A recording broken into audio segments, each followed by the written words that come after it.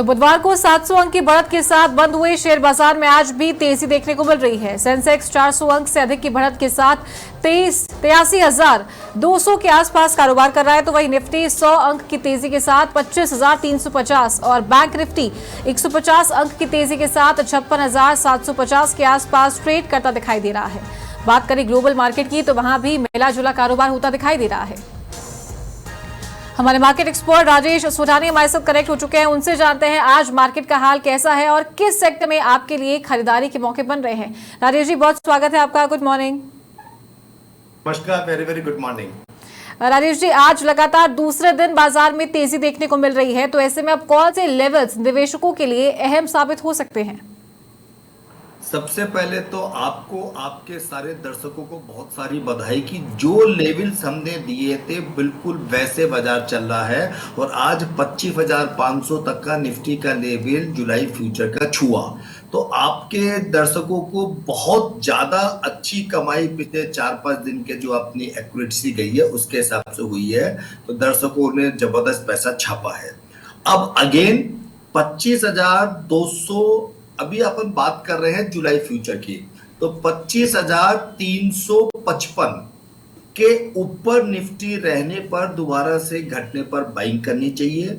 Nifty ऊपर के level से अभी करीब करीब 100 पॉइंट डाउन आ गई है, तो जुलाई का फ्यूचर 25,355 के ऊपर रहने पे 25,325 के स्टॉप लॉस के साथ बाइंग करें। दोबारा से 25,500, 600, 700 निफ्टी बनने के पूरे चांस हैं।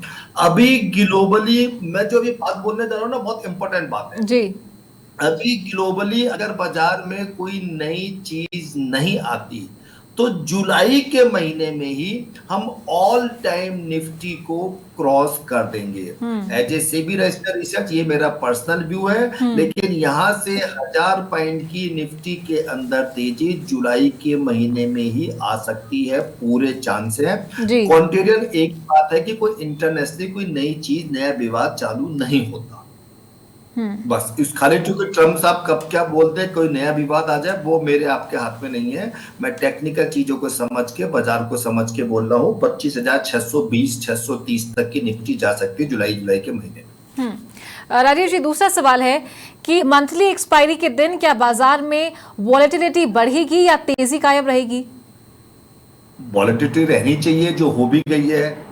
शुरू में निफ्टी 200 पॉइंट तक तेजी चली गई, दोबारा से 100 पॉइंट डाउन आई है, तो ये बाजार में अप्स एंड डाउन। कल भी मार्केट के अंदर एक साथ 100 पॉइंट का निफ्टी का गड़बड़ हो रहा था, तो ये अच्छी चीज है। ट्रेडर्स को वॉलेटिलिटी ही पसंद है। जितना ज्यादा उतार चढ़ाव होगा ट्रेडर्स उतने ज्यादा पैसे कमाएगा। हाँ, ट्रेडर्स को स्मार्ट होना चाहिए, ट्रेडर्स को अनुभवी होना चाहिए, ट्रेडर्स को चीजें सीखनी चाहिए। राजेश जी, कल से जुलाई सीरीज की शुरुआत हो रही है, तो ऐसे में कौन सा सेक्टर निवेशकों के लिए सबसे ज्यादा आकर्षक लग रहा है? सीमेंट सेक्टर बहुत अच्छा लगता है। जुलाई अगस्त 2 महीने की सीरीज में सीमेंट सेक्टर 10 से 20% की तेजी दे देगा, ऐसा मेरा मानना है। हर हालत में, हर घटने पर सीमेंट सेक्टर ही लेना चाहिए 2 महीने की ट्रेडिंग के लिए, शॉर्ट टर्म पोजिशनल। ठीक है राजेश जी, फाइनेंस और मेटल सेक्टर में आज अच्छी खरीदारी दिख रही है, क्या ये ट्रेंड जुलाई सीरीज में भी जारी रहेगा? देखिए क्या है ना, शेयर मार्केट में रोज नया सेक्टर आता है। ऑपरेटर जो सेक्टर पे पब्लिक का ध्यान नहीं होता उसमें पोजीशन बनाता है, फिर 2 दिन की तेजी करके वो सारा माल पब्लिक को बेच के निकल जाता है। ये सिलसिला हमेशा चलता है। फ्यूचर में अपने 10, 15, 20 सेक्टर्स हो जाते हैं जिसके अंदर तेजी मंदी आती है। अपने को ट्रेडर्स को उन सेक्टर्स में काम करना चाहिए जो पोजिशनली अच्छे लगते हैं। जैसे कंजम्पशन थीम अगले 6 महीने, 12 महीने, 18 महीने, 2 साल अच्छी लगती है। अगले 2 महीने के लिए अपने को सीमेंट सेक्टर अच्छा लगता है। कल भी मैंने आपके माध्यम पे, आपके चैनल पे अपन लोगों ने MTNL और नेटवर्क 18 की बात की थी। दोनों शेयर्स ने ऑलमोस्ट 18 से 20% का रिटर्न दिया इंट्राडे।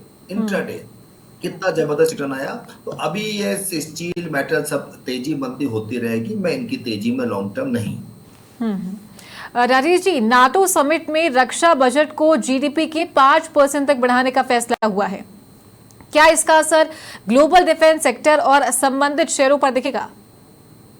देखिए, बिल्कुल डिफेंस के शेयर्स में भारत ने तो बहुत बड़ी उपलब्धि हासिल कर ली है। और भारत ने अपने जो सेल्फ मेड प्रोडक्ट जितने वेपन्स हैं जो भारत में बने हैं, उनको बहुत अच्छे ढंग से टेस्टिंग करके पूरी दुनिया को दिखा दिया है। तो मेरे हिसाब से भारत की कंपनीज के पास अब काफ़ी अच्छी मात्रा में ऑर्डर्स आएंगे। तो दिस इज वेरी गुड। तो डिफेंस सेक्टर्स में जो एक्सपोर्ट करेंगे वो चीज़ें अच्छी हो सकती हैं, उसमें अच्छा रिकवरी आने के चांस है, फ्यूचर उनका अच्छा लगता है। ठीक है राजेश जी, आज से न्यूट्रिशन प्रोडक्ट्स बनाने वाली company Indo gulf crop sciences का आईपीओ ओपन हो गया है। इसको लेकर आप हमारे व्यूअर्स को क्या एडवाइस देंगे? लिस्टिंग गेन के लिए अच्छा है, कंपनी अच्छी है। हालांकि कुछ महंगी वैल्यूएशन पे अपना आईपीओ लेके आई है, but company is good and investors for listing gain should apply in it. Rajesh ji, अब समय है सेगमेंट के सबसे अहम सवाल का कि आज के बाजार में ट्रेडर्स के लिए कौन सा इन्वेस्टमेंट आइडिया बेहतर नजर आ रहा है? ट्रेडर्स किस सेक्टर या स्टॉक पर नजर रखें?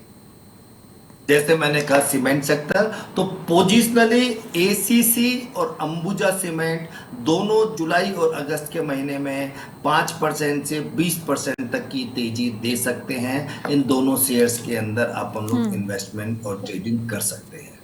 राजेश जी, एक और सवाल है मेरा कि एक रेटिंग एजेंसी ने फाइनेंशियल ईयर 2025-26 के लिए भारत की जीडीपी वृद्धि दर 6.2% पर बनाए रखने का अनुमान जारी किया है और साथ ही रिपोर्ट्स में अच्छे मॉनसून रहने और कच्चे तेल की कीमतों में कमी आने की उम्मीद भी जताई गई है। इसे आप कैसे देखते हैं?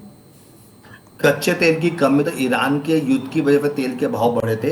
तेल की कमी भारत के लिए बहुत फायदेमंद है। और अगर ईरान इजराइल में कोई नई चीज नहीं होती तो क्रूड 60 रुपए के नीचे आ जाएगा, पक्के तौर पे 55 रुपए तक आ जाएगा, जो भारत के लिए बहुत ज्यादा फायदेमंद है। तो इसका भारत के जीडीपी मानसून बहुत अच्छा रहेगा। क्रूड अगर 55 आ गया तो हम 6.6 नहीं, हम 6.75-7% से ग्रो करेंगे। We should be optimistic, we can do much better। हम लोग ज्यादा अच्छी ग्रोथ कर सकते हैं इन दोनों बातों के होने से। ठीक है राजेश जी, बहुत शुक्रिया आपका हमारे साथ जुड़ने के लिए और ये टिप्स देने के लिए। और इसी के साथ आज के इस स्पेशल सेगमेंट में फिलहाल इतना ही। नमस्कार।